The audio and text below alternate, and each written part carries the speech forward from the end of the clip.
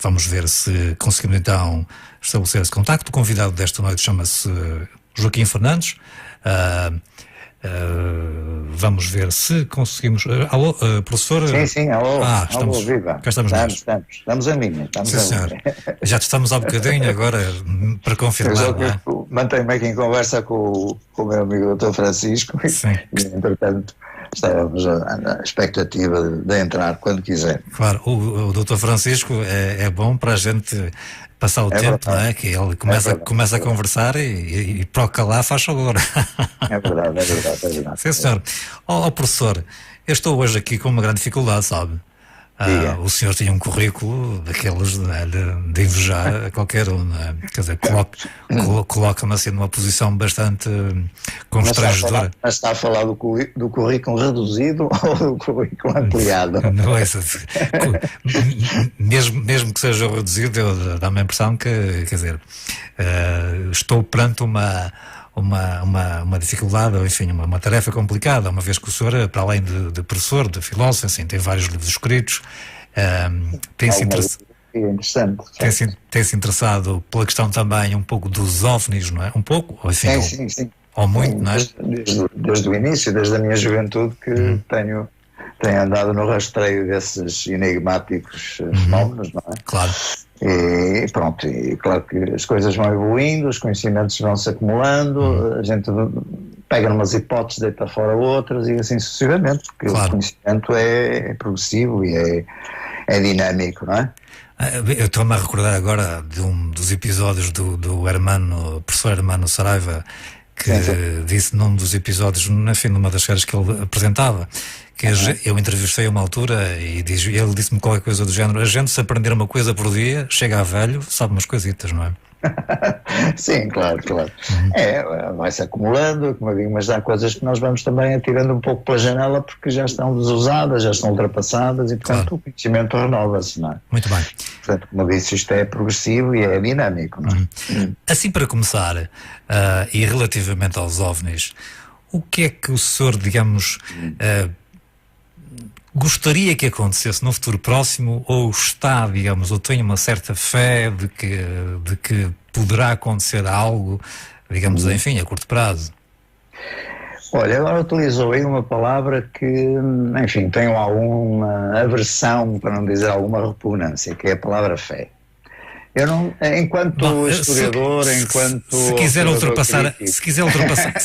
ultrapassar a questão semântica, eu direi fé. Claro, é evidente. Alguma convicção, se calhar alguma perspectiva, isso, enfim, podemos equacionar as coisas. Era isso que eu me queria referir. Agora, eu não tenho que ter fé ou deixar de ter fé numa possível, enfim, chegada de alguns benévolos ou malévolos invasores ou visitantes, naturalmente com intenções que nos escapam em absoluto neste momento, não é? Mas, de facto, em relação ao termo OVNI, enfim, teremos que naturalmente lembrar a quem nos ouve que estamos perante um acrónimo, ou seja, um conjunto de iniciais que se referem apenas e tão só a objeto voador não identificado. O OVNI apenas significa isso, não significa nada mais em absoluto. Não significa necessariamente uma nave espacial. É evidente que não.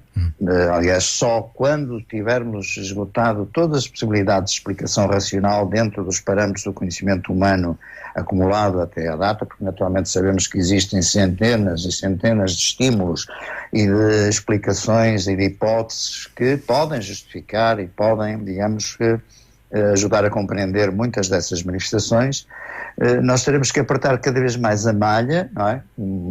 Digamos, um crivo de exigência metodológica, de análise, se possível também instrumental, para chegarmos então, ou não, a ter de facto um resíduo, é isso que me parece importante, de objetos voadores não identificados, ou fenómenos anómalos aeroespaciais não identificados, por usar um conceito um bocadinho mais exigente, que nos possam, digamos, apontar uma possibilidade de estarmos perante fenómenos não conhecidos, eventualmente de natureza não terrena ou não terrestre, não é?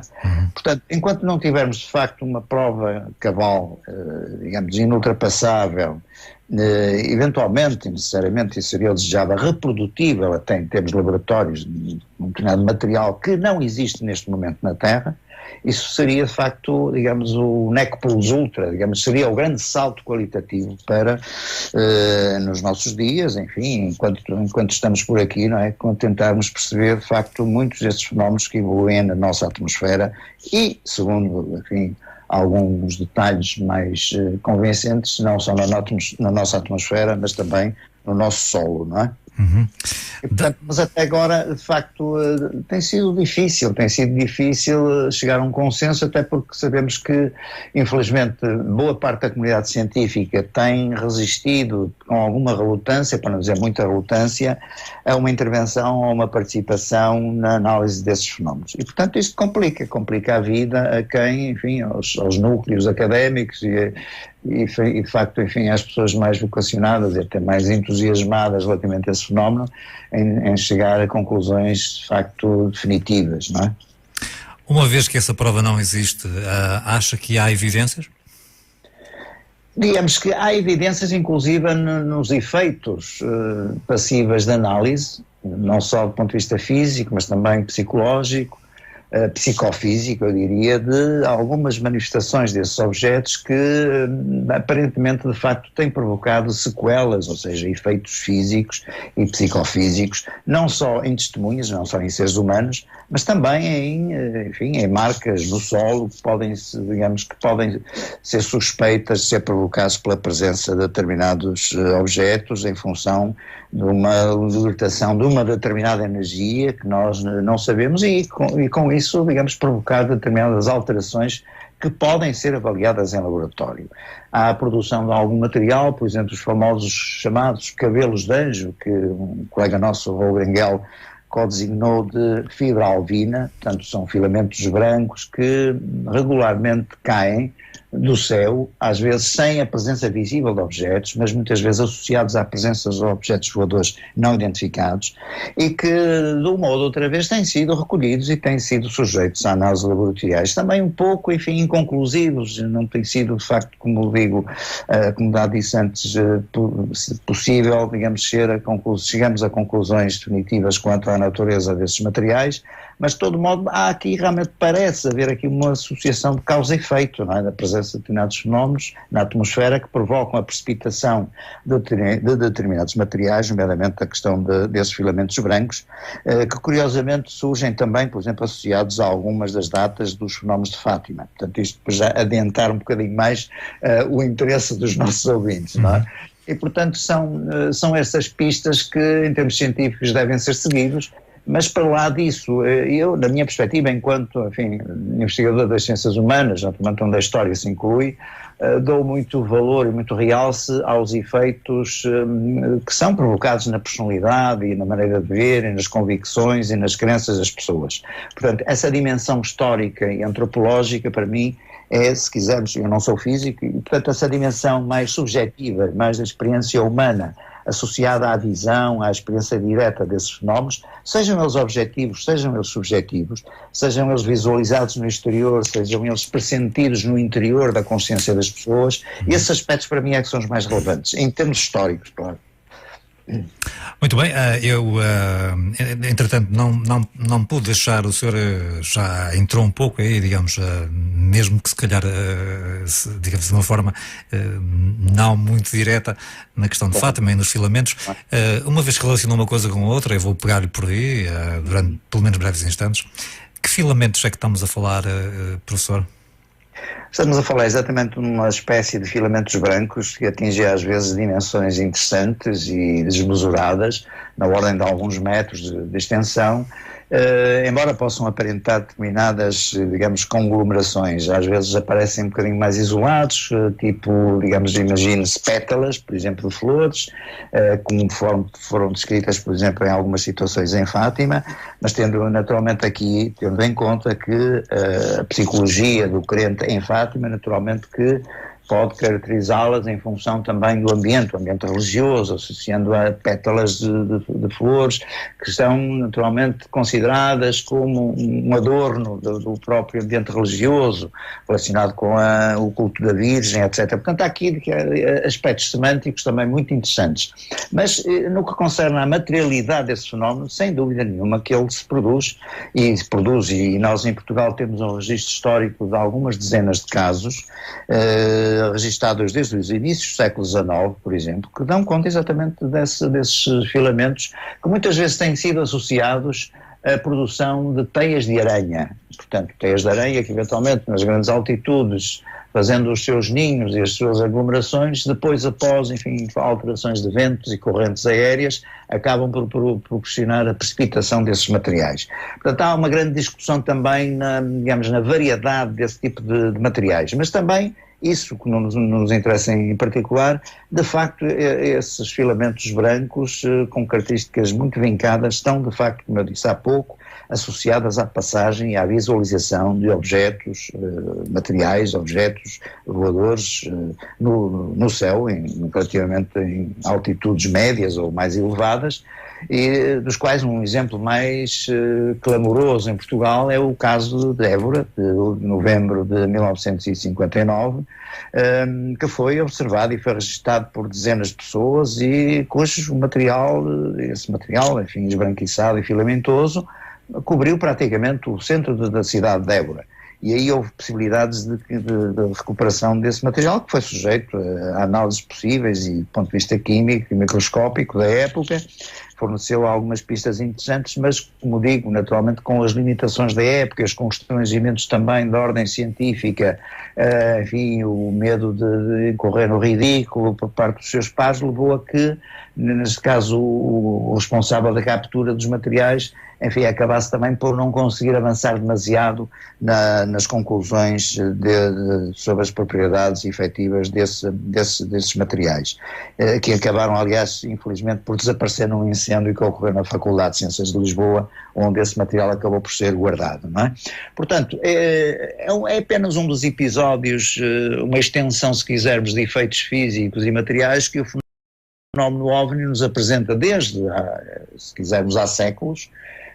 Realmente citei exatamente o caso dos primeiros casos descritos em Portugal, remontam a inícios do século XIX, inclusive tem publicações da Academia de Ciências de Lisboa, e portanto são aspectos que de onde a onde ressurgem. Aliás, os casos mais recentes que tivemos aqui em Portugal estão ainda neste momento a ser alvo, enfim, de investigação aqui num laboratório do Instituto I3S aqui do Porto, que é um dos principais considerados neste momento, considerados um dos maiores laboratórios da Península Ibérica, como sabemos, o que resultou da junção de 3 grandes laboratórios universitários aqui do Porto, mas que de facto, infelizmente, não foi possível avançar demasiado, porque de facto o facto de ele estar sujeito a uma temperatura de cerca de 80 graus negativos levou a que houvesse eventualmente alguma alteração da sua textura, inclusive eventualmente das suas propriedades constituintes, moleculares, e infelizmente parece que realmente nos aparece sempre um muro que é impossível de superar, digamos, quando em quando temos a oportunidade de analisar uma substância deste tipo. Professor, já deve o colega, já vou chamar-lhe colega, o Francisco já deve ter explicado mais ou menos. Eu de vez em quando tenho que fazer aqui umas pausas para um brevíssimo bloco comercial. Sim. Vou fazer a primeira, já regresso de novo ao seu contacto. Estamos a falar com o professor Joaquim Fernandes, investigador das Ciências Humanas, professor docente na Universidade de Fernando Pessoa, um dos cofundadores também do CETEC, na Universidade de Fernando Pessoa, no Porto. Vamos regressar à conversa daqui a bocadinho, depois deste brevíssimo bloco comercial. Rádio Santiago, de Guimarães para todo o mundo. Bigger Magazine. A edição de agosto já está nas bancas. Chico Rodrigues é uma antiga glória do Vitória Sport Clube. Com apenas 17 golos sofridos, é o guarda-redes menos batido de sempre. Aguiar Branco é o candidato à Assembleia Municipal pela coligação Juntos por Guimarães. O antigo ministro da Defesa falou com a Bigger Magazine e afirma-se um homem da direita. Marta Mendes é investigadora e vive em Milão. A vimaranense falou do seu trabalho e sobre a adaptação a uma nova realidade. João Martins é treinador de cães. Nesta entrevista fala da importância desta atividade, que já é obrigatória em alguns países europeus. Maria Miguel Andrade foi considerada a atleta revelação feminina 2017 e também é campeã nacional de salto em comprimento. Conheça a desportista. Bigger Magazine, num quiosque perto de si. Emi Costas Auto, o seu concessionário Skoda em Guimarães e Braga. Visite-nos em Creixo-Mil Guimarães e São Vítor, Braga. Rádio Santiago. A partir de Guimarães. A local mais ouvida de Portugal.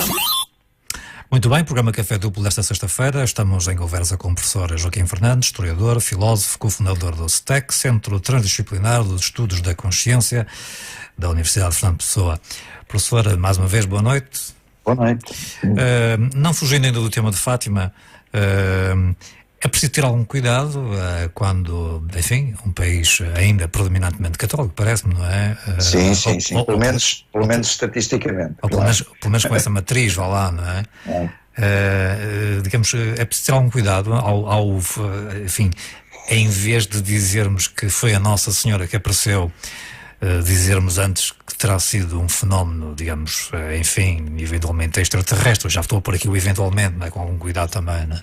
Pois, atenção que esse salto também é um salto quântico extremamente perigoso. Passar da concepção da Virgem Maria Nossa Senhora para um fenómeno extraterrestre, temos de ter alguma cautela, não é?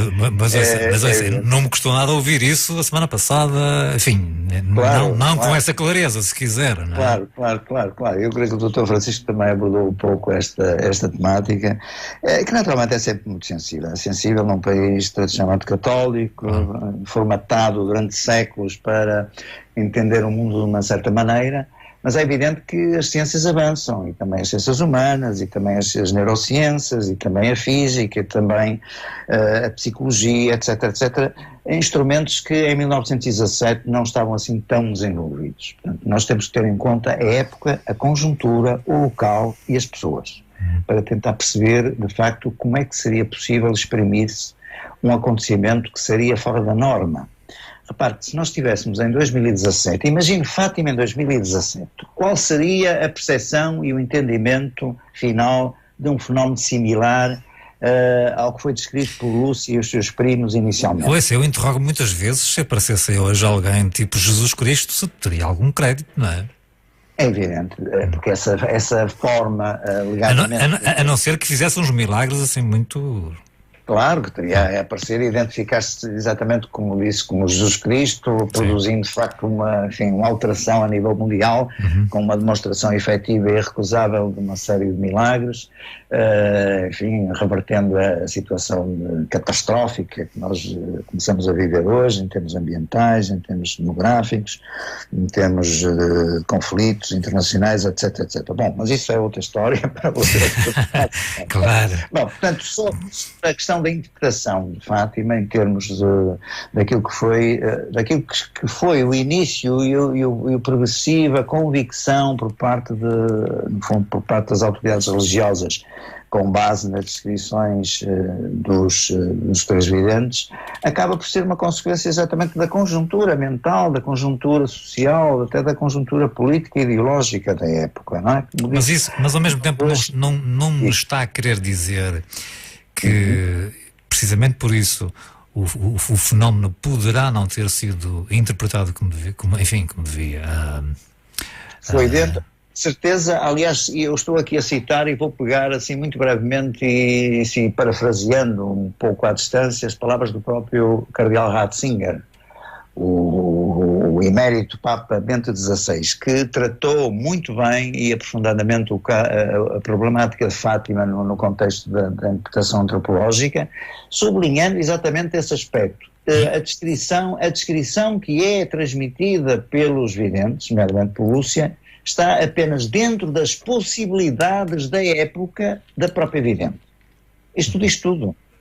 esta limitação da capacidade de interpretar aquilo que não era passível de ser uma pessoa normal, um acontecimento normal dentro digamos, da nossa perspectiva tridimensional, ultrapassa naturalmente toda a capacidade de poder ser explicitamente reproduzido, exatamente pelos nossos sentidos. Sim, mas a mesma pessoa que diz isso, digamos, de algum modo faz a bênção à imagem da Virgem Maria, não é? Bom, mas dentro, enfim, dos seus deveres com o Papa, mas ele, enquanto filósofo, tem uma perspectiva, se calhar, que inclusive não agradará até muitos dos católicos. E, aliás, está na base da atual controvérsia entre a diferença entre visão e aparição, por exemplo. Não é? Em muitos setores católicos hoje, e até de nomes importantes, como o Dom Carlos Azevedo, o bispo que está neste momento em Roma, Frei Bento Domingos, o Padre Anselmo Borges, constitui aqui, por exemplo, um núcleo de personalidades que pensam que em Fátima não houve naturalmente uma descida em corpo e sangue e ossos, enfim, da Virgem com 2000 anos, não é? Sim. Mas houve apenas uma visão interior. É uma possibilidade, é uma alternativa à ideia da aparição que seria comum e visualizada pela multidão no seu todo. Ora, temos aqui umas experiências personalizadas, como que houvesse canais especiais e específicos de percepção, não é? Onde naturalmente a Lúcia é mais contemplada, porque ela vê, aparentemente diz que vê, fala e visualiza a Senhora Luminosa. O Francisco apenas ouve, a Jacinta apenas vê, portanto há aqui características, é como se tivéssemos 3 canais distintos, em distintas frequências, a ver, a ouvir, a registrar de modos completamente diversos e personalizados. Entender a ideia? Portanto, em Fátima acontece exatamente isto. Portanto, não é de facto aquilo que formalmente se pode aceitar como uma aparição. A aparição pressupõe, imagino que será uma aparição de um objeto voador não identificado, suscetível de ser, como um objeto material, apreendido pelos sentidos, sem dúvidas, inequivocamente sobre as formas totais da sua exterioridade, da sua materialidade, etc, etc. Em Fátima temos percepções personalizadas, individualizadas e, naturalmente, dentro dos condicionalismos e dentro da informação cultural que Lúcia e os seus primos já tinham. Portanto, naturalmente que, como diz, eu acho que esta frase que eu vou citar é a chave de todo o problema. Nós temos num dos interrogatórios que recolhemos, enfim, dos vários inquéritos em Fátima, temos uma afirmação do António da Silva, que é tio da Jacinta Francisco, que diz, logo nos dias imediatos ao 13 de maio, quando havia grande discussão, e como sabemos dentro da própria família dos videntes havia muita oposição e muita controvérsia sobre aceitar ou não aceitar os depoimentos das crianças, o António da Silva pôs logo uma pedra definitiva em cima do assunto, dizendo, então os seus cachopos viram uma mulherzinha bonita, quem poderia ser senão Nossa Senhora? Aqui é a chave fundamental. Claro. Se fôssemos naturalmente em 2017 a percepcionar no Portugal rural profundo a visão de uma entidade luminosa, não é? Do mesmo género, se calhar hoje diriam, então se os cachopos viram uma mulherzinha bonita, quem seria senão um extraterrestre? Por exemplo. Ou a Madonna. Estamos a trabalhar, estamos a funcionar mentalmente em contextos culturais muito distintos, que à distância de 100 anos marcam toda a diferença. Em Fátima, o que aconteceu, a aparição ou a visão de uma entidade feminina, aliás, repare, em todos os questionários, em todos os 6 questionários que o Padre Manuel Marques faz no seu inquérito paroquial, logo após cada dia 13 de cada mês, nunca surge a menção à Virgem Maria. Nunca. Apenas no 13 de outubro surge uma observação que a Lúcia faz, que lhe parece ter ouvido que essa mulherzinha bonita lhe disse, façam aqui uma capela a Nossa Senhora do Rosário, que é exatamente essa a denominação que temos da Basílica de Fátima. É a Senhora do Rosário, como sabemos, não é? Mas de resto não há nenhuma identificação antecipada dessa mulherzinha quando se apresenta às crianças. Portanto, tudo aquilo que surge após 1917 é um construto cultural, é o que nós dizemos, uma construção cultural que parte de um mito em progresso, aliás, parte originalmente daquilo que nós dizemos antropologicamente de um rumor, porque, repare, em julho em julho e agosto, os jornais regionais já diziam que era Nossa Senhora que aparecia em Fátima. Havia já à venda, em agosto, por comerciantes locais, a distribuição de pagelas com a figura de Nossa Senhora da Paz rodeada pelos 3 pastorinhos à volta da azinheira, sem que houvesse qualquer indicação de Lúcia ou dos seus primos quanto à identificação da senhora ou da mulherzinha bonita, que foi sempre essa a designação que foi atribuída nos inquéritos perante o padre Manuel Marques. E o padre Manuel Marques era um padre rigoroso, era uma pessoa séria, que aliás no final teve muita relutância em participar inclusive nas aparições. Só forçadamente no último dia, no 13 de outubro, é que se dignou, levado por amigos, a comparecer no dia 13, na divisão do dia 13, quando ocorre o chamado Milagre do Sol. Portanto, nós temos aqui uma teia muito complexa e nada fácil de discernir quando se trata de saber se foi ou não, ou se podemos dizer se foi ou não, Nossa Senhora que compareceu ali na Virgem Maria. Portanto, temos realmente uma construção cultural marcada pela conjuntura, marcada pela informação cultural que as crianças tinham e marcadas posteriormente depois por toda a evolução de um processo que foi conduzido pelos sacerdotes, pelas figuras da Igreja Católica, e aqui naturalmente com uma figura a destacar que vai ser a partir de 1922 o cônego Manuel Formigão. É exatamente a figura do padre cônego Manuel Formigão, que aliás está a ser agora candidato para ser beatificado no Vaticano, pela Congregação da Doutrina da Fé, que se deve toda, digamos, a complexificação, todo o processamento de uma informação extra, complementar, em progresso, do ponto de vista dogmático, do ponto de vista doutrinal, que é construído a partir das indicações originais muito simples e muito claras que a Lúcia foi dando. E naturalmente aqui o facto de a Lúcia ter sido levada para a sua clausura fora de Portugal, nomeadamente em Tui, em Pontevedra, a partir de 1921, 22, vai sustentar depois toda uma dinâmica de construção da própria mensagem daquilo que nós hoje falamos e discutimos sobre o famoso segredo de Fátima, a mensagem de Fátima, etc.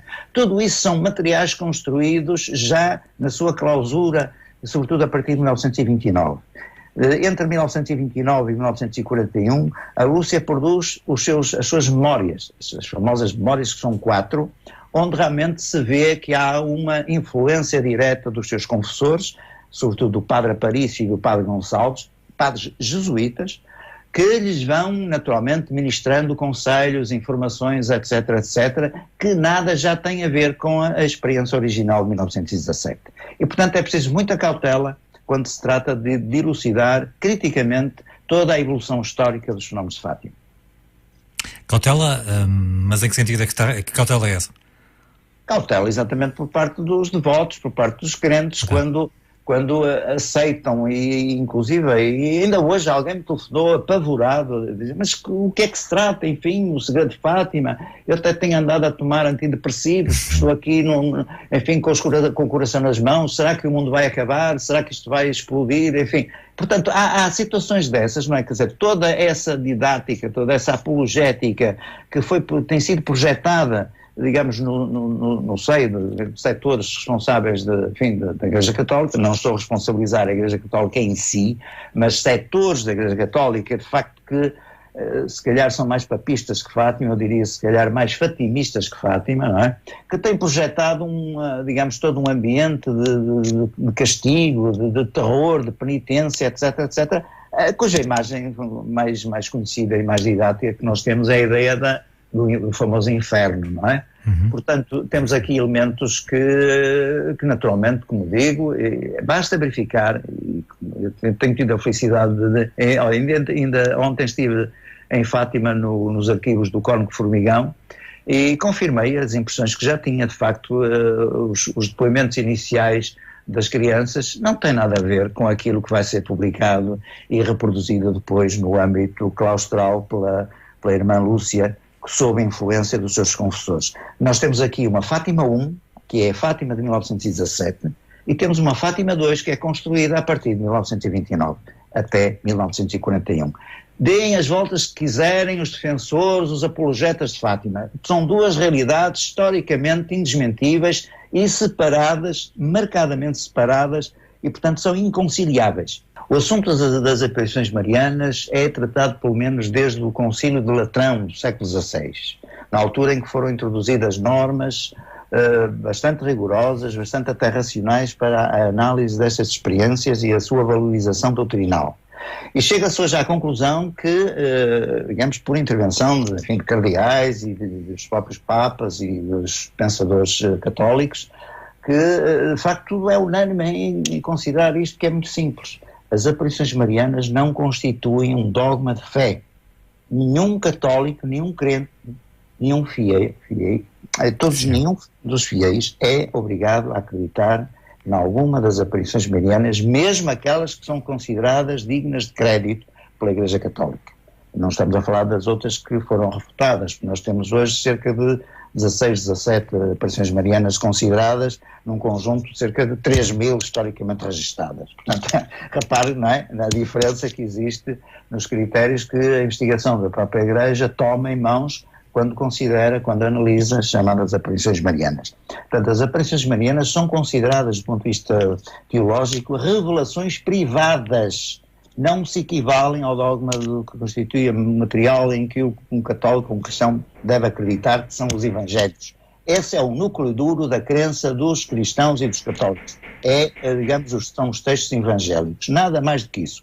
Portanto, as aparições, sejam credíveis ou não credíveis, são matéria de revelação privada, que dizem respeito à fé humana e não à fé divina, como disse um dia o Papa Bento XIV. Portanto, é muito importante que isto fique esclarecido para que não haja equívocos. Nós, naturalmente, não estamos aqui já em tempos da Inquisição, felizmente, mas penso que também no espírito, enfim, dos crentes portugueses ainda existe um inquisidor,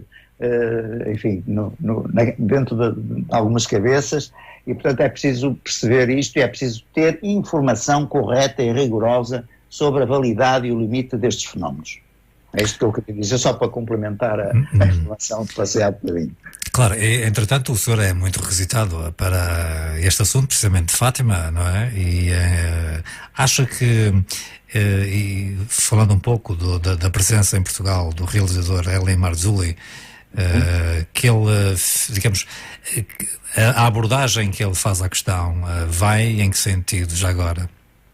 Eu penso que o trabalho que fizemos com o Elie Marzulli foi interessante, porque também tivemos a oportunidade de corrigir alguns excessos ou algumas anomalias, algumas deficiências de informação ou de interpretação que o próprio produtor americano tinha acerca desta questão. Nomeadamente algumas teses ligadas, às teorias da conspiração, sobre que de facto alguém tinha fugido com o material dos inquéritos de Fátima e que os jesuítas possuíam informação que não revelavam, etc, etc. Dentro daquela lógica que nós conhecemos hoje. Já queriam fazer um filme. Exatamente. Relativo às teorias conspiracionistas, não é? Portanto, eu creio que isso ficou esclarecido e, de facto, o trabalho que ele fez, e ele pareceu uma pessoa realmente muito empenhada e muito séria em fazer um trabalho rigoroso, e estou com alguma expectativa em ver agora o trabalho final que vai ser apresentado até ao final do ano, penso eu, não é? Portanto, é uma avaliação de uma cultura diversa da europeia. Nós temos sempre alguma discrepância, alguma dificuldade às vezes em compatibilizar visões culturais diferentes, a europeia e a norte-americana, porque há algum facilitismo e alguma, digamos, facilidade em acreditar ou aceitar muitas coisas que o pensamento crítico europeu, digamos, é mais exigente, mas neste caso creio que o Marzulli, o produtor, de facto, levou material suficiente do ponto de vista dos nossos depoimentos. Estou-me a referir, de facto, a colegas que contribuíram para o documentário, desde o Dr. Francisco Correia até colegas das neurociências, colegas da teologia, da antropologia, da física, da astronomia, etc, etc. Portanto, eu creio que ele, digamos, levou material suficiente para editar um trabalho minimamente sério, minimamente rigoroso, que seja apresentado ao público americano de uma maneira também eficaz e informativa, não é? Americano e não só, não é? Sim, neste momento, de qualquer modo, penso que o trabalho dele será para ser editado em DVDs, não é? Não é para ser emitido, digamos, em canal de sinal aberto, ou possivelmente haverá um canal, se me está aqui a informar o Dr. Francisco, possivelmente haverá talvez possibilidade de ser emitido com um canal privado, mas a perspectiva é a série que ele está a produzir, ou The Watchmen Chronicles, é mais um episódio dessa série, é sobretudo, digamos, para a venda direta aos interessados, não é? E simultaneamente, já agora, deixe-me acrescentar também, como disse, eu ontem estive em Fátima a concluir também um contributo que um canal novo espanhol também está a produzir acerca de Fátima, e não só, uma nova série também sobre os chamados mistérios, sobre fenómenos, enfim, paranormais, onde a temática de Fátima não podia deixar de estar presente. E, como disse há bocadinho, tive a grata oportunidade de estar exatamente no interior dos famosos arquivos do Cónigo Formigão, compulsando as informações originais, os inquéritos originais feitos aos videntes, o que é naturalmente uma sensação muito interessante e, digamos, estimulante para qualquer historiador. Esse material que foi recolhido lá nestes 3 dias é para ser emitido, esse sim, em canal de televisão em Espanha, com um canal novo que se chama Canal Zero, que penso eu que será emitido depois em dezembro. Portanto, é mais digamos, uma demonstração, digamos, do interesse que neste momento até é superior aos canais portugueses neste momento sobre a problemática de Fátima. Infelizmente não foi dado o tratamento adequado e devido que deveria ter sido pelos canais, inclusive pela televisão pública, que é uma crítica que eu não posso deixar de fazer, é que de facto que a televisão pública exibiu-se e inibiu-se no tratamento aberto e pluralista da temática de Fátima. Enfim, houve aquela celebração na recepção ao Papa Francisco, o programa da Fátima Campos Ferreira, mas uma coisa completamente caricatural, que nada teve de troca de ideias ou de informações. Mas felizmente temos, por exemplo, o exemplo, já agora, deixem-me passar a informação do Porto Canal, uma iniciativa que foi proposta por mim, uma série de conversas do centenário, que temos vindo a apresentar por volta do dia 13 de cada mês, desde maio até outubro, onde de facto, enfim, colegas que convidei, são 12 convidados, vamos ter a oportunidade de expor as diferentes facetas e as diferentes perspectivas que o fenómeno de Fátima, muito complexo, como disse, do ponto de vista humano e não só, coloca. Portanto, felizmente temos um canal privado, neste caso, embora em sinal naturalmente disponível para quem quiser, o Porto Canal, que neste caso está a prestar um verdadeiro serviço público, substituindo-se exatamente à televisão pública. E fica esta nota que me parece importante. Não é? Eu peço desculpa, mas eu não sei se percebi em que horários ou em que dia que essas coisas passam no Porto Canal. O Porto Canal é sempre à segunda-feira mais próxima do dia 13. Portanto, supostamente que a próxima emissão será de segunda-feira a 8 dias. Mas depois é uma questão de consultar a programação do canal. Portanto, não há de facto uma formatação da emissão para o dia 13 cada mês, porque o dia 13 vai flutuando em função dos dias, como é óbvio. Claro. Mas a ideia é que é uma segunda-feira, isso é ponto assente, que já fizemos 3 emissões às segundas-feiras, portanto a segunda-feira mais próxima do dia 13, que eu suponho que será de segunda-feira a 8 dias, não é? Portanto, são uma série de 6 emissões, moderadas por mim e pelo João Cleto, que muita gente conhece também, um divulgador de história que é exclusivo do Porto Canal e que tem feito trabalhos muito meritórios na divulgação da nossa história.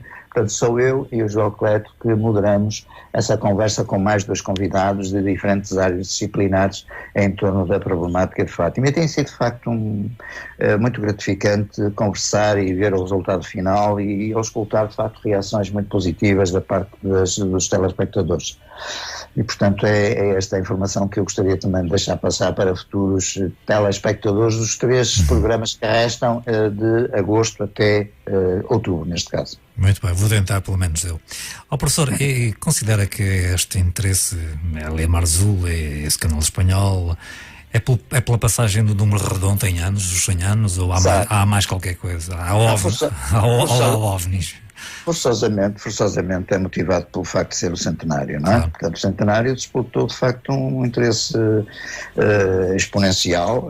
Basta ver as reações da comunicação social, pelo menos até à presença do Papa Francisco, Obviamente que depois disso a atividade de interesse esmoreceu, que é óbvio, trata-se de uma figura importante, uma figura pública no seio da Igreja Católica, e a vinda dele a Fátima foi de facto um episódio marcante, para além de algumas pistas muito interessantes que ele nos deixou sobre o próprio pensamento enquanto Papa relativamente à problemática de Fátima e à problemática das aparições marianas, no sentido mais ou menos similar àquilo que eu apontei relativamente ao cardeal Ratzinger. Pronto, é claro que não temos a oportunidade de desenvolver mais este aspecto, mas para bom entendedor, não é? meia palavra basta. E, portanto, de assinalar também que não só estes canais de televisão se motivaram a fazer alguma coisa de diferente, de antológico, ou celebrando naturalmente esta efeméride dos 100 anos, mas também há que assinalar também algum movimento editorial marcado por edições sucessivas de livros, reedições ou compilações mais ou menos atuais de vários autores, de vários publicistas, não propriamente de grandes novidades em termos historiográficos, mas pelo menos em termos de publicistas, ou seja, jornalistas que se empenharam em fazer alguma investigação, enfim, repetindo coisas que, enfim, no nosso caso pessoal e da investigação que eu conduzi com a minha saudosa colega a doutora Fernanda Armada, não são novidade absolutamente nenhuma, mas para essas abordagens pessoais e de cada jornalista constituiu também, digamos, um apontamento meritório que ficou a marcar naturalmente o centenário. Portanto, tivemos em termos enquanto... Professor, eu tenho pouco menos de cerca de 30 segundos para fechar esta primeira parte. Nós vamos regressar depois das notícias das 10 e do respectivo bloco comercial. Professor, até já, então, boa noite. Bem, até já. Hoje temos o professor Joaquim Fernandes. Professor, estamos de novo em contacto? Muito bem, cá estou. Cá estamos nós. Estamos via Skype, o professor está no Porto. Professor, falámos há bocadinho, e eu, enfim, da parte da tarde vi uma palestra sua, um vídeo no YouTube, aliás, e convido os nossos ouvintes a procurarem vídeos seus também no YouTube, professor Joaquim Fernandes. Este é um vídeo muito interessante relativamente aos portugueses esquecidos, não é? Exatamente. O professor apresentou ali uma dúzia deles, não é? Eu só conhecia um, que é o Padre Himalaia. Mas pelos vistos, estes portugueses, nenhum deles figurou naquele concurso que aqui há uns anos foi lançado, creio que pela televisão, sobre os mais célebres portugueses, sobre quem é que seria o maior português de todos os tempos, que foi considerado Salazar. Já agora permito informar de facto que essa resenha que eu fiz, numa dúzia de personalidades, é apenas uma pequeníssima amostra de uma coletânea que eu publiquei, creio que 2008, leitores, temas e debates, com mais de 200 casos, pequenas, médias biografias também, de personalidades que se distinguiram de alguma maneira nas ciências, na literatura, na música, enfim, com contributos originais em termos universais. Portanto, não são apenas criações nacionais que possam, enfim, ter tido algum destaque, mas são contributos mesmo em termos internacionais. Sim, o Padre Himalaia... O Himalaia é um desses, porque realmente foi um homem que foi premiado no início do século XX, 1901, na grande exposição de St. Louis, nos Estados Unidos, onde ele apresentou o seu protótipo do pierírófilo, ou seja, uma máquina que preconizava já a captação de energia do Sol, e que hoje, no fundo, enfim, com as sequelas e os desenvolvimentos científicos e tecnológicos dos nossos dias, acabou por concretizar esse desidrato, esse projeto pioneiro do Padre Himalaia. Um homem aqui da Ponta Barca, portanto, um homem do Norte, não é? Que se distinguiu não só a nível digamos, do pioneirismo relativo à energia solar, mas também em termos de outros inventos relativos ao uso de fertilizantes na agricultura, ao uso de questões ligadas à hidráulica, de facto, aproveitamentos diversos de vários materiais. O Padre Himalaia, de facto, era uma personalidade fantástica, enfim, não propriamente muito querido, enfim, na sua época, o que é quase uma fatalidade portuguesa, digamos, as grandes personalidades, os grandes criativos, veja-se o caso do Fernando Pessoa, não é? Quem é que ligava ao Fernando Pessoa na altura em que até ele ter morrido, na década de 30, foi recuperado, reabilitado e hoje é uma figura ímpar da literatura universal. E, portanto, nesse trabalho que eu fiz, mais de 200 biografias de criadores, como digo, desde o homem das ciências naturais, à geografia, à matemática, à astronomia, mas também às artes, à medicina, etc, etc. E, de facto, eu recolhi esses exemplos que podem ser revisitados. E esse volume, que é o grande livro dos portugueses esquecidos, que eu creio que ainda estará disponível para os mais interessados folhearem e descobrirem, penso eu, com alguma surpresa, ou na maior parte dos casos com muita surpresa, digamos, a dimensão do engenho português, da criação, o engenho e a arte, como diria Luís de Camões, não é? Que de facto sempre demonstramos e que nem sempre, e na maioria das vezes em termos internos, nunca foram, digamos, não foram sempre desconsiderados e postos de lado, não é? De facto, esses são heróis. Eu fixei alguns, quer dizer, fiz aqui uma pequena resenha, se me permite, não é? Fiquei muito curioso em relação a isto. António Luís ter-se antecipado, enfim, de algum modo, a Isaac Newton na atração universal, não é? Só para citar criadores que estão associados de alguma maneira ao pensamento ou à especulação nas áreas da astronomia e do conhecimento do cosmos, por exemplo, basta-nos citar 3 ou 4 nomes. O caso de António Luís, que citou muito bem, é logo o primeiro, porque é um homem do Renascimento português, do século XVI, que no seu tratado sobre a propriedade dos corpos, escrito naturalmente em latim, avança desde logo com a ideia da gravitação universal. Muito antes, mais de 160 anos antes do Isaac Newton.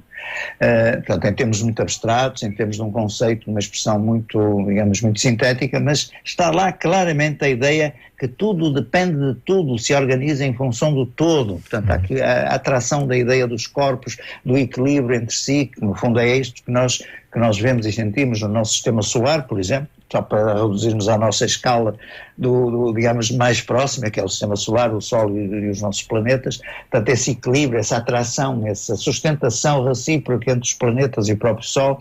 António Luís, um português médico, curiosamente, não é? Um grande gabarito e naturalmente escrevia em latim, como disse, já tinha avançado esse conceito muito antes de Isaac Newton.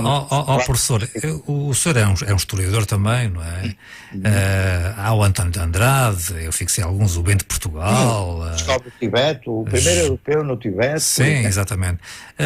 Professor, eu não posso deixar, digamos, de aproveitar a sua presença aqui, digamos, no programa. Porquê é que estes nomes e outros, o senhor fala em cerca de 200, não é? Porquê é que nós não aprendemos isto na escola? Olha, deixe-me dizer já que 250 impressos nesse volume de 2008, mas se calhar outros tantos que eu ainda tenho acumulados e que não tive a oportunidade de publicar. Porquê é que toda esta gente que tem feitos, digamos, consideráveis, não é? O senhor compara-os ao Isaac Newton, entre outros. Porquê é que esta gente não figura nos livros de história?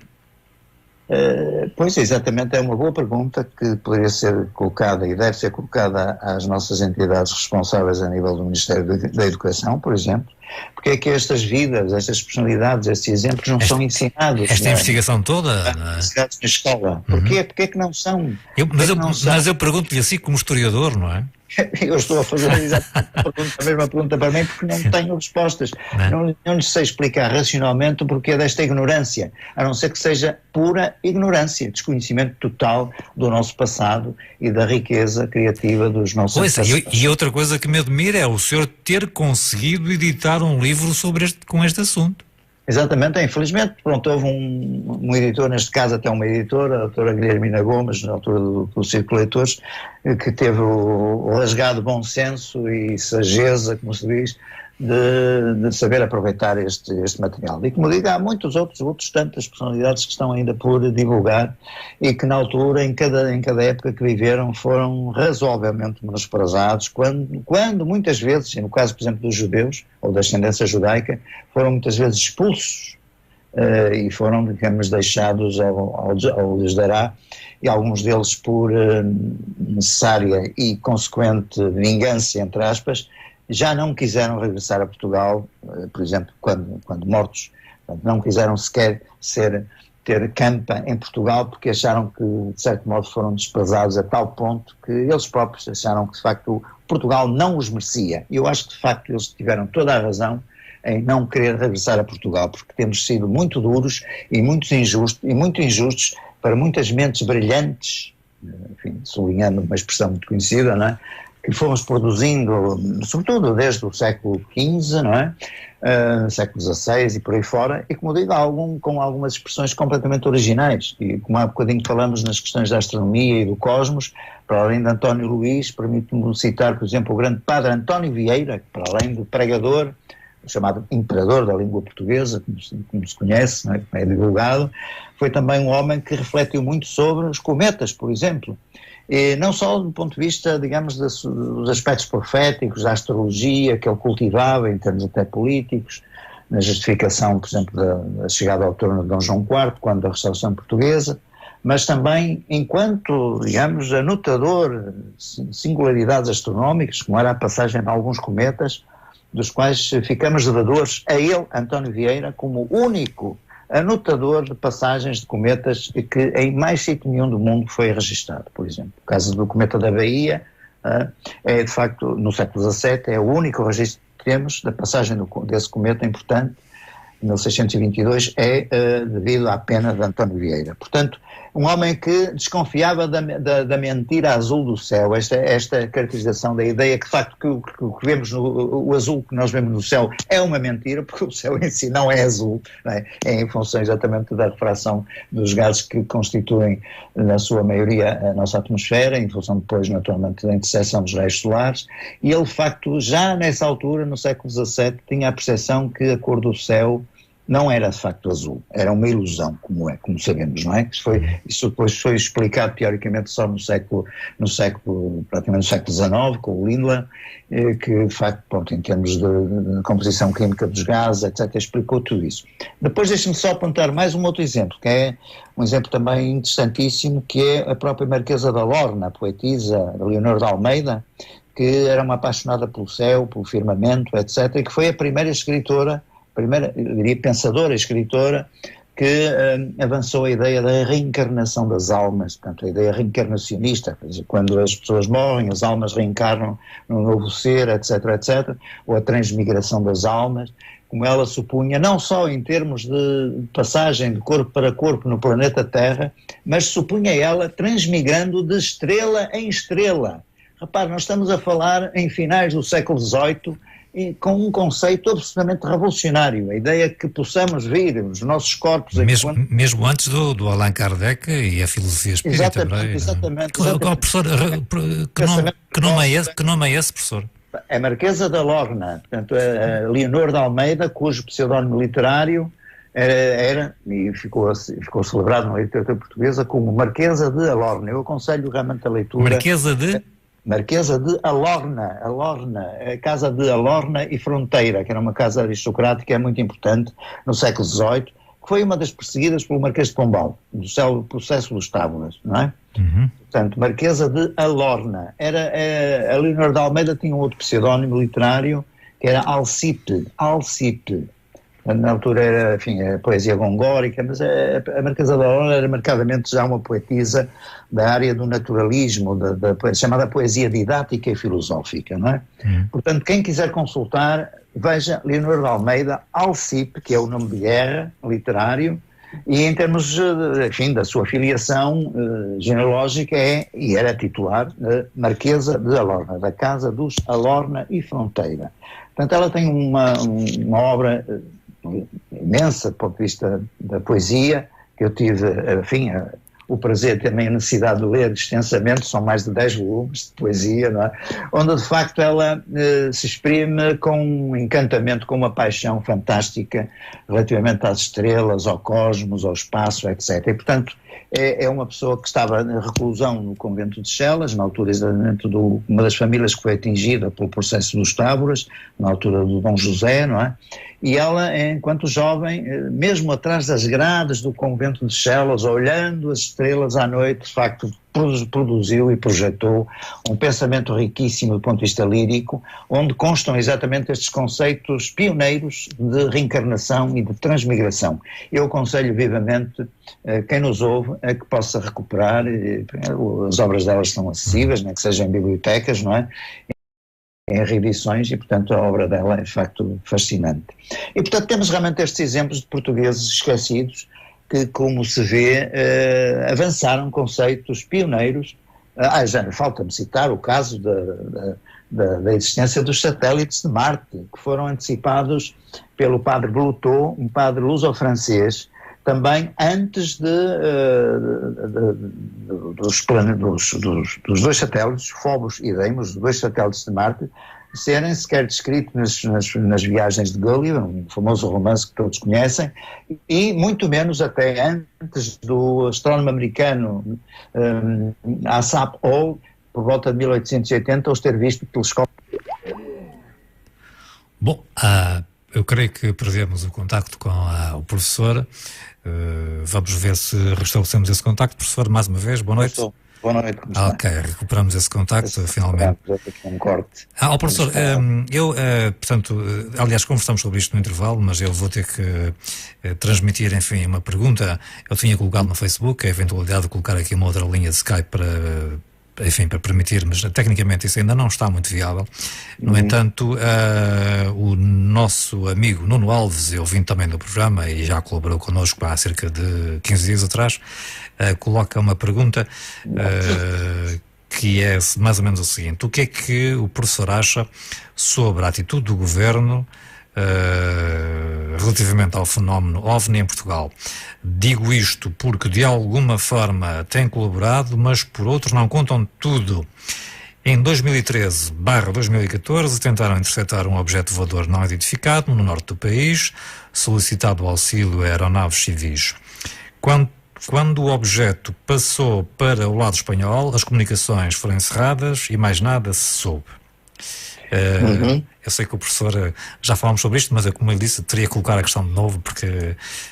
Sim, esse episódio de 2013-2014, digamos que nos escapou. Nos escapou por várias razões. Primeiro, porque de facto nós em anos anteriores e até, enfim, à vigência de alguns chefes de Estado-Maior da Força Aérea, nomeadamente desde o consulado do General Lemos Ferreira, passando pelo General Conceição e Silva, e mais 2 ou 3 que se sucederam na direção da arma, tivemos, de facto, essa possibilidade única de estabelecer um protocolo de colaboração, inclusive com questionários específicos para que os pilotos da Força Aérea Portuguesa pudessem descrever em detalhe as suas observações e as suas experiências. E, portanto, estabelecemos, de facto, uma colaboração que foi, na altura, e continua a ser, pioneira e exemplar até em termos internacionais. Portanto, não é, de facto, muito fácil, e se colocarmos isto ao nível dos Estados Unidos, isto seria um cenário completamente impensável. Haver uma organização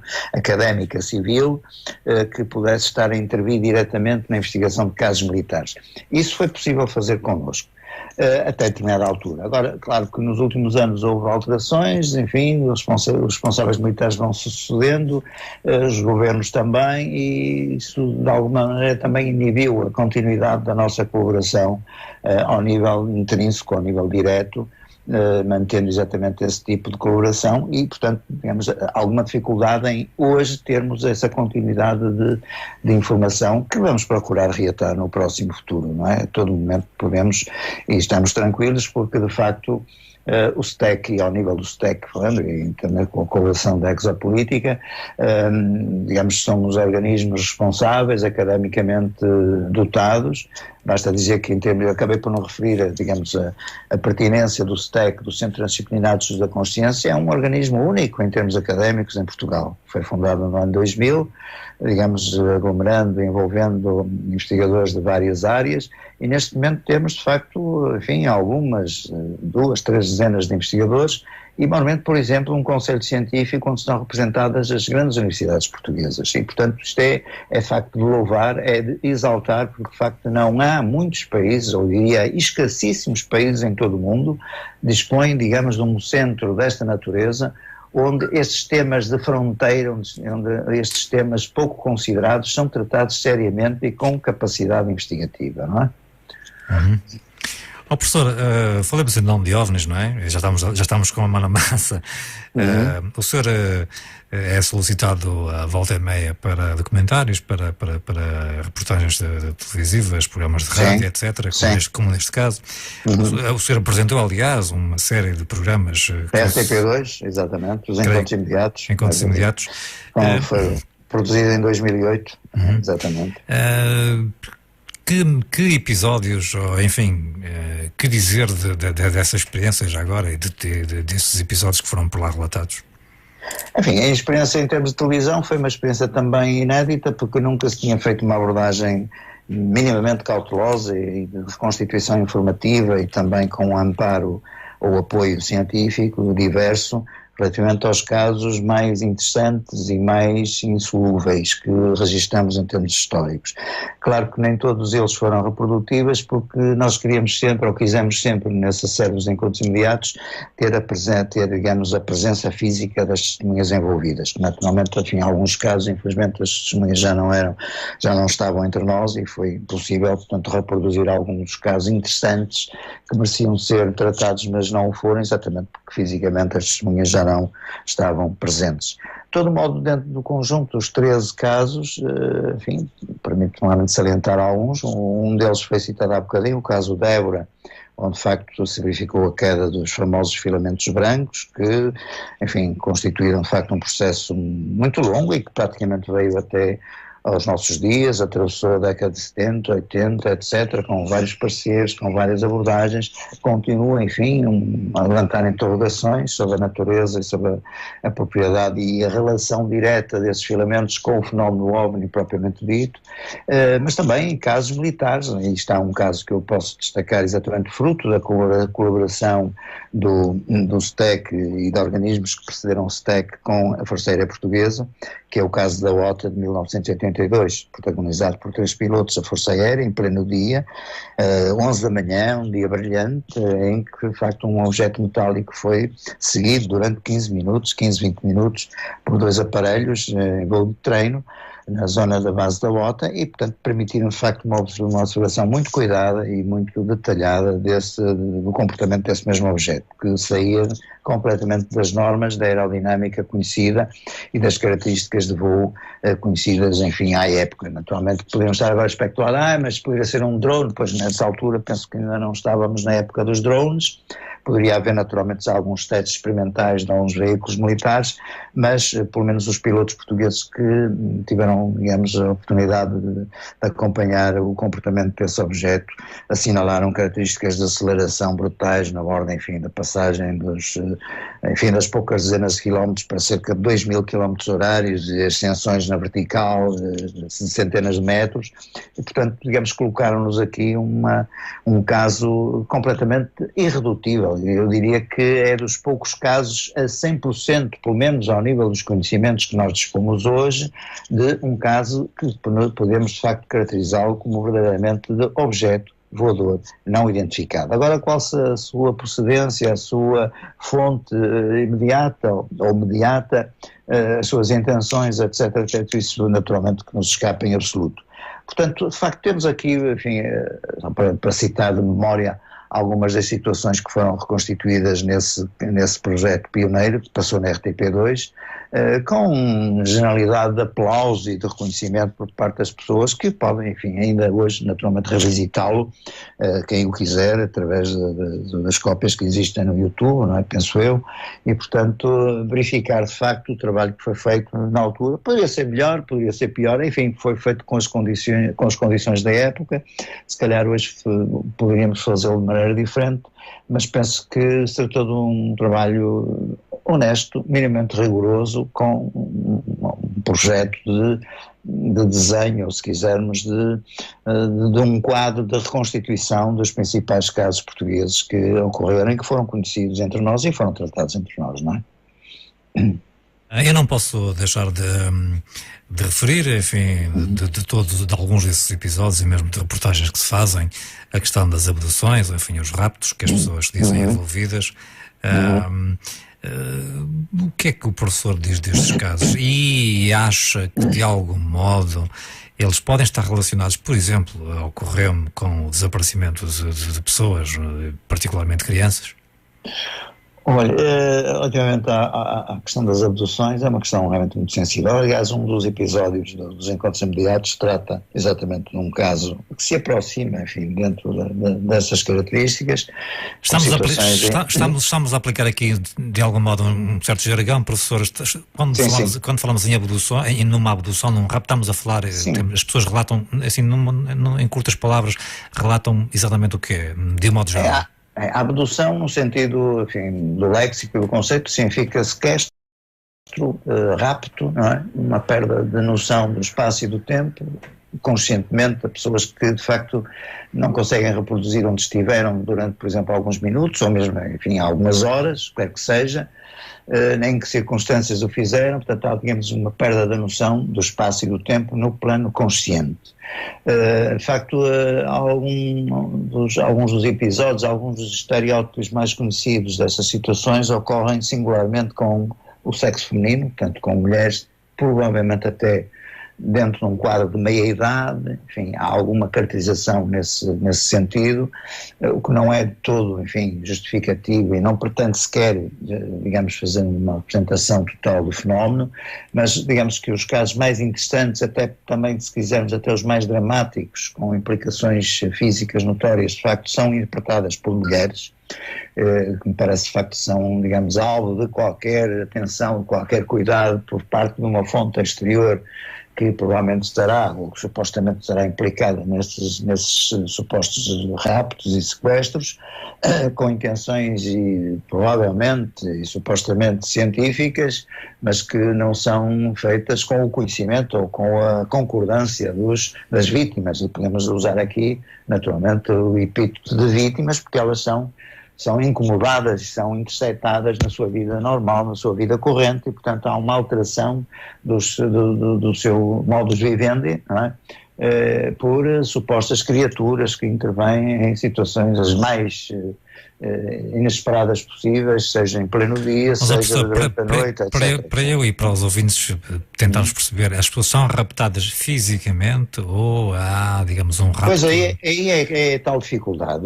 Aparentemente poderá não ser, de facto, uma modificação ou um sequestro onde há uma deslocação física no espaço, neste caso, mas aparentemente uma alteração, digamos, da situação da própria consciência, uma intrusão de qualquer coisa na consciência da vítima. Eu coloco vítima naturalmente entre aspas, porque na maior parte dos casos são situações involuntárias. As pessoas de um momento para o outro são colocadas em ambientes completamente alheios, pelo menos em termos da sua consciência, não estou a dizer em termos da realidade tridimensional. Portanto, como digo, de facto, provavelmente essas situações ocorrem noutro campo da consciência, noutra situação dimensional que propriamente, sei lá, o nosso quarto de dormir, ou a nossa sala de estar, ou o exterior físico que nós conhecemos, da nossa rua, da nossa praça, onde convivemos profissionalmente ou familiarmente, mas de facto o que provocam, e isso é o aspecto mais importante, sequelas físicas e sobretudo psicológicas muito importantes e muito notórias.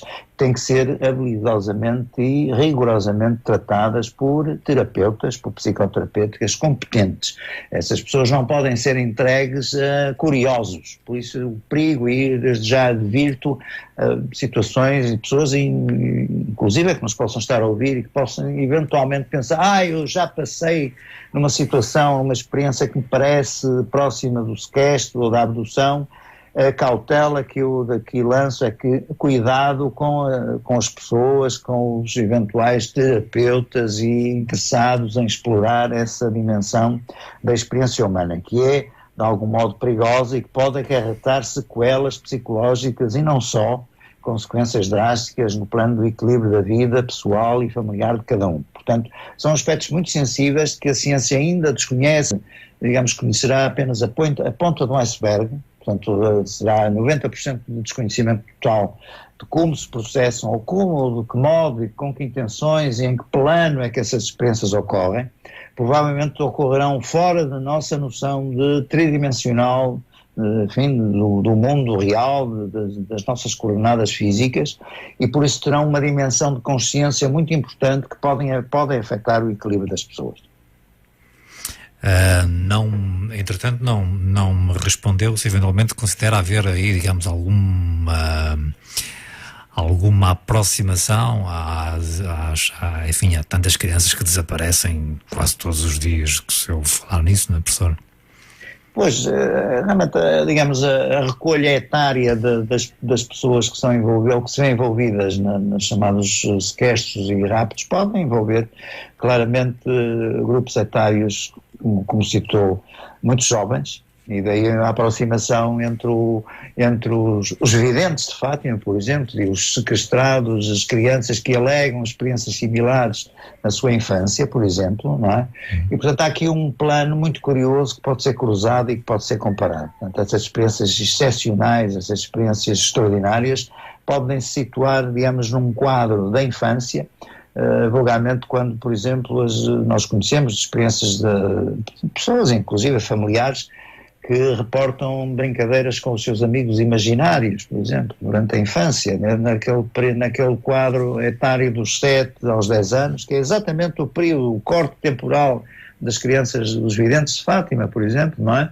Aliás, Jacinta, nas suas primeiras declarações, fala que via de vez em quando umas figuras estranhas com quem brincava no sótão.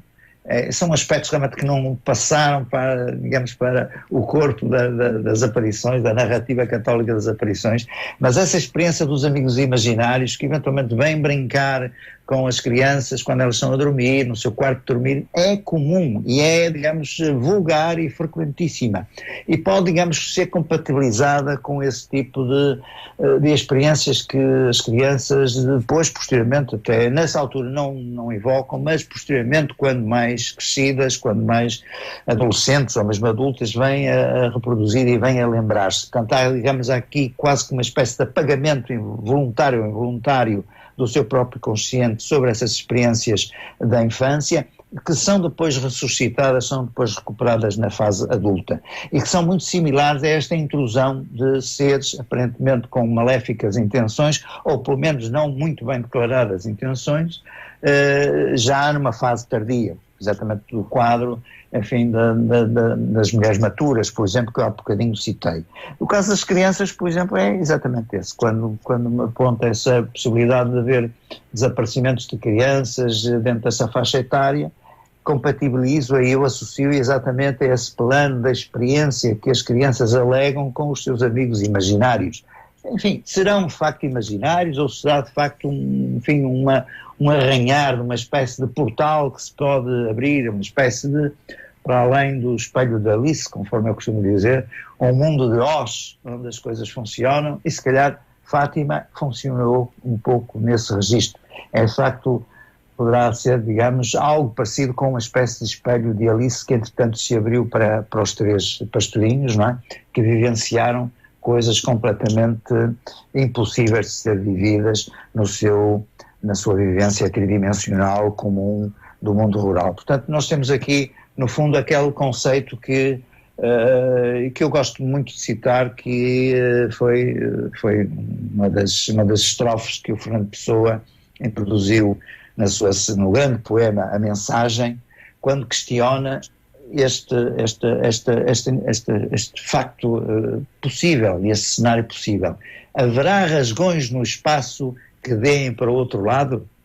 Fátima pode ser um portal desse que dê de facto para o outro lado. E no fundo, realmente, aqui acabamos por fazer esta ligação entre as crianças, entre as vivências infantis, entre os amigos imaginários e essas vivências que são interpretadas no plano possível e limitado, naturalmente, do religioso, dentro das condições de cada época. Naturalmente que hoje são vivenciados como experiências de sequestro, de raptos por entidades extraterrestres, ou interpretadas como tal, mas no fundo... Mas eu estava, quando eu referi às crianças, estava a referir-me, professor, às crianças que desaparecem e nunca mais ninguém as vê, não é? Bom, há esses rumores, de facto, mas nós, como digo, em termos científicos, nós não temos a certeza, nunca chegamos a ter uma criança recuperada que venha até nós com vivências absolutamente recuperáveis, contando a sua história. Eu estive num mundo que não identifiquei, convivi com X, beltranos, cicranos, completamente distintos dos humanos. Falta-nos essa recuperação, falta-nos o atestado efetivo dessas experiências. Agora, no rumor, nas narrativas das lendárias, nas narrativas do folclore, isso acontece há séculos. A história das crianças que desaparecem não são uma criação do mundo do extraterrestre do século XX. Vem desde os tempos, enfim, das lendas do mundo celta, de seres elementares que aparecem e levam as crianças, as fadas, ou as senhoras luminosas que aparecem e tentam raptar as crianças. Nós temos no nosso repertório de narrativas marianas um caso ali no Tâmega, na zona de Amarante, onde uma pessoa estava a divertir-se, num fim de semana, uma criança de repente foge da sua beira e os pais alarmados vão, passado com o auxílio de outras pessoas, vão reencontrar a criança perdida e confundida. E então o que é que acontece? A criança explica aos pais que lhe apareceu uma senhora luminosa e brilhante que a quis levar para uma zona de fogo, de brilho, parecia uma fogueira ardente, para o qual ela ia sendo encaminhada. Portanto, essa ideia de fogo, de fogueira, de labareda, o que é que assinala? Pode prefigurar aqui um engenho, um cenário qualquer, um portal, para onde essa criança, coitadinha, enfim, ia sendo encaminhada. Portanto, o repertório dos raptos, das abduções, é algo que vem da Idade Média, pelo menos, dos repertórios lendários das tradições celtas que antecederam a nossa nacionalidade e, portanto, digamos que fazem parte de um contingente enorme de narrativa, enfim, de vários contributos que, no fundo, apenas se alteram na sua forma exterior. No fundo, estamos a falar de uma mesma essência, se calhar, provavelmente, isto obviamente é uma hipótese que eu coloco. No essencial tudo é igual, agora cada época vai revestindo ou vai vestindo esses fenómenos de roupagens diferentes em função do aparato, do contexto tecnológico e científico. Hoje são os extraterrestres, ontem foram as fadas e as botas. Mas porque nada existe ou porque nós não temos a capacidade de entender? Nós não temos a capacidade em termos sensoriais de ultrapassar as nossas limitações. Os nossos sentidos são muito limitados. Nós apenas vemos uma ínfima fatia da realidade do espectro eletromagnético. Vamos imaginar um bolo, não é? Um bolo normal, que são 360 graus, e nós apenas consumimos ou acedemos a uma fatia desse mesmo bolo, desde que não sejamos demasiado golões, não é? Golosos, se diz. É uma fatia ínfima, que é a fatia do visível. O que é que resta de realidade para lá do visível? São os raios gama, os raios X, os ultravioletas, enfim, a zona toda invisível à nossa percepção. Mas onde professor, mas estamos quase a terminar, mas onde há fumo, há fogo? Há fogo, exatamente. Por isso é que eu digo que essas tradições lendárias e os relatos contemporâneos fazem parte de uma mesma base, fazem parte de um mesmo mundo do invisível. E o invisível é o bolo maior que nos é neste momento ainda inacessível.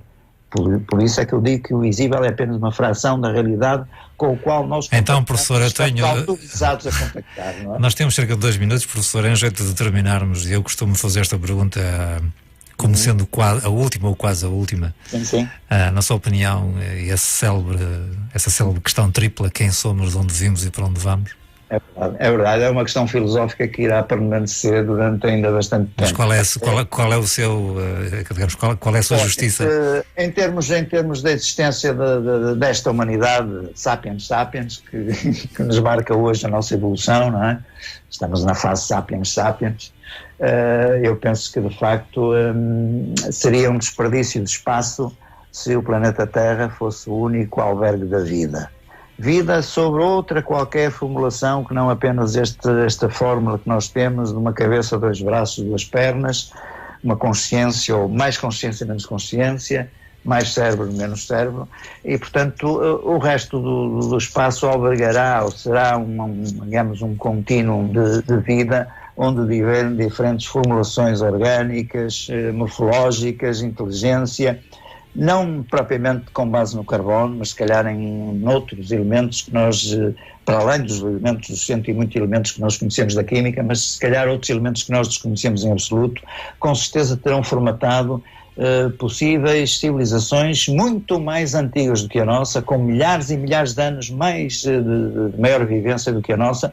Portanto, o que nos permite dizer ou supor que a nossa humanidade está apenas a esgravatar o início da sua evolução, está no início da sua caminhada, provavelmente irá encontrar um dia outras inteligências com quem procurará naturalmente entabular uma relação, que naturalmente será um bocadinho difícil, exatamente porque em termos ontológicos, e vamos usar este termo filosófico, serão categorias muito diferenciadas, entre as quais a comunicação direta será extremamente difícil, mas enfim, preservaremos nesse esforço para tentar encontrar o chamado o outro, para que de facto confirmemos que não estamos sós. Professor, foi um prazer tê-lo connosco. Eu tenho cerca de um minuto para terminar. Quero agradecer a sua participação e a sua disponibilidade de imediato quando formulei o convite. Muito obrigado. Deixe-me também lembrar aos nossos ouvintes para procurarem informações sobre o professor Joaquim Fernandes. Basta ir ao Google, Joaquim Fernandes, professor Joaquim Fernandes, há os livros, há vídeos no YouTube. Sim, os livros de Fátima disponíveis, pelo menos o segundo volume que eu escrevi com a doutora Fernanda Armada, Fátima nos Bastidores do Segredo. Penso que esse livro é muito importante para as pessoas perceberem a contextualização histórica do problema, enfim, e depois o livro naturalmente dos grandes portugueses esquecidos, que penso que ainda existem exemplares. Professor, tem só 30 segundos, vou dar-lhe um abraço para si e para o amigo Francisco Correia também. Naturalmente apresento também aqui os cumprimentos do doutor Francisco, que está exatamente aqui à minha beira, e enviei também os grandes cumprimentos também para o auditório da vossa rádio. Muito bem. Aqui eu gosto imenso de Guimarães, um grande abraço para os guimaranenses. Ora, estamos quase a terminar o programa Café Duplo desta sexta-feira. Tivemos o professor Joaquim Fernandes, regressamos 2 a 8 dias, à hora do costume. Um bom fim de semana a todos e boas férias também.